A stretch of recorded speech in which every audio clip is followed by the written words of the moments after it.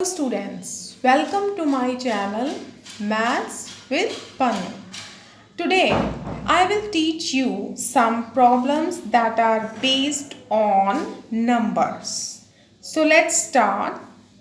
Our first question is the sum of numerator and denominator of a fraction is 11. The first line of the question, the sum of numerator and denominator of a fraction is 11. So first question is that what is the fraction? Okay, when we write a number in the numerator upon and the one number in denominator, so then this quotient is called fraction. Now, according to the question, sum of the numerator and denominator of a fraction is 11. So let's start our question now. Sum of, what is the meaning of sum? You know that? Plus the sum of numerator and denominator. Numerator is x and denominator is y. और दोनों की सम हमें किसके बराबर दी हुई है? 11 की। अब उसने अगले क्वेश्चन में अगली लाइन में उसने हमें क्या कहा? If 1 is added to the numerator. अब क्वेश्चन के अकॉर्डिंग उसने कहा है 1 is added to the numerator. तो आप न्यूमरेटर में मीन्स x में 1 ऐड कर दीजिए according to the question. And he says 2 is subtracted from the denominator. अब आप डिनोमिनेटर में से 2 को सब्ट्रैक्ट कर दीजिए और उसके बाद जो हमारी फ्रैक्शन है वो बन जाएगी 2/3। 2/3। अब जो हमारी फर्स्ट इक्वेशन है वो है 11 और सेकेंड इक्वेशन आ गई हमारी x + 1/y - 2 is equal to 2/3। अब क्योंकि हमें अपने क्वेश्चन को 1 मिनट में ही कवर करना है तो आपको ये देखना पड़ेगा कि इन ऑप्शन में से चारों ऑप्शन में से वो कौन सा आंसर है जो दोनों ही इक्वेशंस को सेटिस्फाई करता है। अब देखते हैं। जैसे हम फर्स्ट ऑप्शन की बात करते हैं, फर्स्ट ऑप्शन है 5/6। अगर हम दोनों इक्वेशंस में फिल करते हैं, चलिए फटाफट से करते हैं। x की वैल्यू है 5, y की है 6, हमारे पास आ गया 11 is equal to 11। So our condition is fulfilled. And जो सेकंड इक्वेशन है उसमें भी हम यही रखेंगे 5 + 1 न्यूमरेटर में x की जगह 5 और y की जगह 6। तो आप देख सकते हैं आपके पास आ गया 5 + 1 6 एंड 6 - 2 4। और जब हम इसे कटिंग करते हैं 2 के टेबल पर तो हमारे पास आ गया 3/2, लेकिन हमें चाहिए 2/3। ठीक है, तो वो साइड इक्वल नहीं आ रही, means A option is not our answer. अब हम चलते हैं फटाफट से बी ऑप्शन पर। बी ऑप्शन है 6/5। तो अगर आप पहले में रखते हैं 6 + 5 तो वो आ गया 11। 11 is equal to 11। Our condition is fulfilled. लेकिन अगर हम इस ऑप्शन में रखते हैं 6 + 1, देखिए x की जगह 6 रखना है और y की जगह 5, तो हमारे पास आंसर आता है 7/3। वो भी 2/3 के इक्वल नहीं है। Now we move on our third option, that is equal to C. C is 3 and 8, means the value of x is 3 and the value of y is 8. तो अगर हम इसे फर्स्ट ऑप्शन में इक्वेशन में रख रहे हैं तो हमारे पास आ जाता है 11 is equal to 11।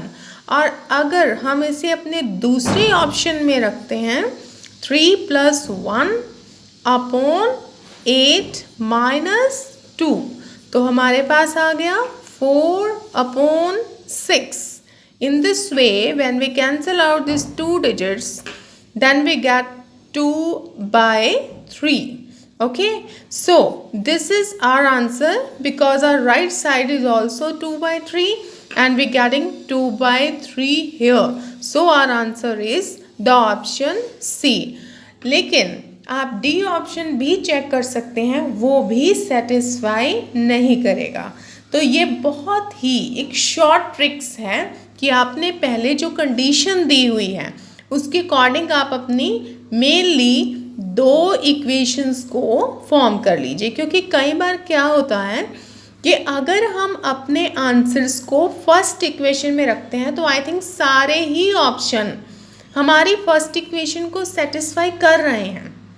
You can see here, अगर हम x की जगह 5 रखते हैं, y की जगह 6 रखते हैं, तो 5 + 6 हो गया 11, 11 इज इक्वल टू 11, 6 + 5 11, 3 + 8 11, 8 + 3 11। तो फर्स्ट इक्वेशन तो फुली सेटिस्फाइड है। लेकिन जब हम यही ऑप्शंस अपने सेकेंड आंसर में रखते हैं तब ये इक्वेशन सेटिस्फाइड नहीं हो रही हैं। ओके, इस तरह से आपने अपने आंसर्स को चेक करना है। अब हम चलते हैं अपने दूसरे क्वेश्चन की तरफ। हमारा दूसरा क्वेश्चन है, if a 2 digit number the digit in the units place is 4 times the digits in tens place, then our question is what is a 2 digit number। क्या होता है एक 2 digit number? अब देखिए, आपके 2 digit नंबर 10 से start होते हैं, क्योंकि 9 तक तो फर्स्ट डिजिट है, वो ओनली सिंगल डिजिट है। अगर हम 10 से स्टार्ट करते हैं 11, 12, 13 and up to I think 99 तक हमारे पास 2 डिजिट होती हैं, और 100 से हमारे पास 3 डिजिट स्टार्ट हो जाती हैं।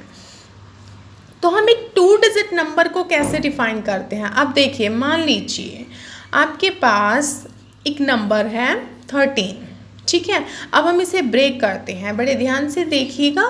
10 + 3 = 13, ओके। एंड सपोज कीजिए यहाँ पे हमारे पास है 23, तो हम इसे कैसे लिखेंगे? 10 यहाँ पे लिख दीजिए × 2 और 3 × 1। अब इस नंबर को हम ऐसे डिफाइन करेंगे कि यहाँ पे एक नंबर है x, क्योंकि ये 1 के साथ मल्टीप्लाई हो रहा है, और यहाँ है एक नंबर y जो कि 10 के साथ मल्टीप्लाई हो रहा है। तो इसे हम डिनोट कर सकते हैं अपना एक 2 डिजिट नंबर, और वो नंबर हमारे पास हो जाएगा 10y + x। कोई और नंबर भी आप चेक करके देख सकते हो। अगर यहाँ हम सपोज कीजिए 99 लेते हैं, तो x की जगह 9 रखिए, 9 × 1 क्या आ गया हमारे पास? 9, और यहाँ भी 9 रखिए, 9 × 10 वो हमारे पास आ गया 90। अगर हम प्लस करते हैं तो 99 मीन्स, कहने का मतलब ये है कि जब आप ये नंबर लगाते हो तो आपके पास 2 डिजिट नंबर्स आ जाएंगे, अगर आप इसमें सफिशिएंट एप्रोप्रिएट डिजिट्स को फिल करते हो। अब इस डिजिट को हम कहते हैं यूनिट डिजिट, और इसे हम कहते हैं टेंस डिजिट। अब जो क्वेश्चन हमारे पास है, if A 2 digit number the digit in the units place is 4 times the digits in tens place. अब देखिए, हम मानते हैं कि जो यूनिट्स प्लेस पर डिजिट है वो है x, ठीक है, और जो डिजिट टेंस प्लेस पर है उसने क्या कहा है? Units place is 4 times the tens place. पहले आप अपनी कंडीशन को ना ऐसे लिख लीजिए। देखिए, यूनिट्स डिजिट जो है 4 टाइम है टेंस डिजिट्स के, यही कहा ना उसने हमें। आपने शॉर्टकट यूज़ करना है, याद रखिए, हम डिटेल में नहीं जाएंगे। जो यूनिट डिजिट है वो टेंस डिजिट की 4 टाइम्स है, तो हमें यहाँ पर यूनिट नहीं बल्कि हमें टेंस डिजिट को लेट करना होगा। इससे हमारा क्वेश्चन थोड़ा इजी हो जाएगा। देखिए, अगर हम यहाँ टेंस डिजिट को x मानते हैं तो जो यूनिट डिजिट है वो हमारे पास हो गई 4x। अब दोबारा से फिर समझ लीजिए, टेंस डिजिट को हमने लेट किया, यहाँ पर मैं लिख देती हूँ। देखिए, let tens digit x, tens digit हमने क्या मान ली? x।